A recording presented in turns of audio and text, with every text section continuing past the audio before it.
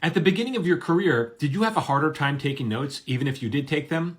Well, I did have a hard time taking notes, but not because I was being willful. It was because I just didn't know how to do the job. For the first several years of my career, even though I was a professional writer, I didn't really know how to write. You know, it takes a lot to learn how to do all that stuff.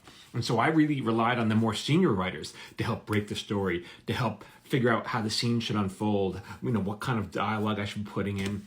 And so that's a steep learning curve. And in the beginning, my first job was just shoot me. So I was getting notes from Steve Levitan, who was the creator and showrunner of the show. And so if he had a note, I trusted him that he knew what he was talking about. And so I would do that note. And if he would pitch a line of dialogue or a joke, I put it in verbatim. You know, my job is to help realize his vision of the show.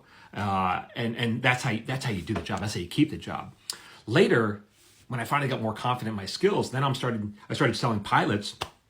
At that point, I was getting notes from studio executives or producers. And that's when things get a little more tricky because they're not writers. And you may look to them like, oh, they must be experts, but they have many job responsibilities. And writing, they don't know how to do that part, you know? So they may help guide the creative direction of the show, but they're not writers. So they could leave you off the rails unintentionally.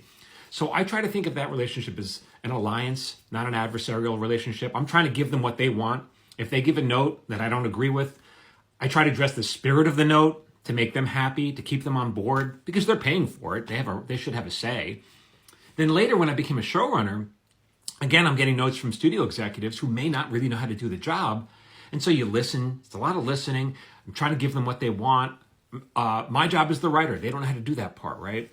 And so a lot of it is putting them at ease. So if I give them a script and I say, okay, I know the script is not working now, but by show night, when we start shooting this thing, don't worry. I know how to fix it. It will be there. So it's about putting them at ease, reassuring them that I know what I'm doing. Me and my partner know what we're doing.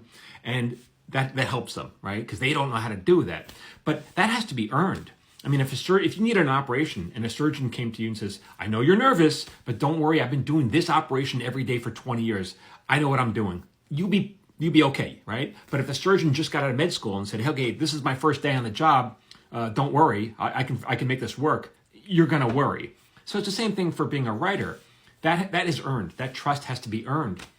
And many of these notes, you know, are valid. And I have a screenwriting course, and enrollment is actually open again this weekend for a couple of days, and we're going to shut it. But I talk about what are the notes you're going to get, how to preemptively address these notes in your script so you don't get them, and then what kind of notes are valid, what kind of notes are not valid, and how to address them so that you don't feel like you're selling out your work, but you're also giving them what they want. And if you want to learn more about the course, you can go here and check out that link. Thank you for the question. It's a good one.